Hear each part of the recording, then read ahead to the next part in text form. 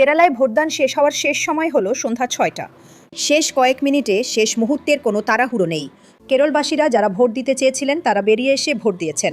হ্যাঁ, নির্বাচন কমিশন এই নির্দিষ্ট নির্বাচনে ৮৫% ভোটদানের লক্ষ্যমাত্রা স্থির করেছিল, কিন্তু না, সেই সংখ্যাটা হয়তো ছোঁয়া যাবে না।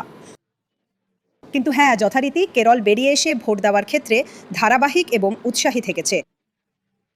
আমরা প্রবীণ নাগরিকদের পাশাপাশি তরুণ তরুণীদেরও বেরিয়ে আসতে দেখেছি।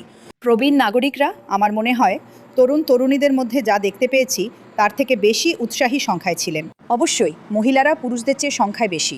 এখানে প্রায় 1.38 কোটি মহিলা আছেন 1.31 কোটি পুরুষের তুলনায়, এবং সেই কারণে এটা এমন একটা বিষয়, জানেনই তো, মহিলাদের ভোট এমন একটা জিনিস যা ভোটদানের হারকেও চালিত করে। সব মিলিয়ে ভোটারের সংখ্যা 2.78 কোটি থেকে কমে প্রায় 2.71 কোটি হয়েছে, যার মানে হলো প্রায় 7 লক্ষ নাম মুছে ফেলা হয়েছে, যেগুলো হয়তো ছিল ভুল নাম, জাল নাম ইত্যাদি। সুতরাং তারা এমনিতেও এসআইআর পড়া হয়ে যাওয়ার পর, এই অনুশীলনটি চালানো হয়ে যাওয়ার পর ভোটদানের হার বাড়বে বলে আশা করা হয়েছিল।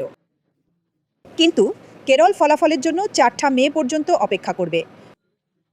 এখনকার মতো অধিকাংশ ভোটার তাদের রায় দিয়েছে। আমরা নিশ্চিতভাবে প্রায় 80% ভোটদানের হার আশা করছি, এবং সেটা নিজেই গণতন্ত্রের একটি উদযাপন।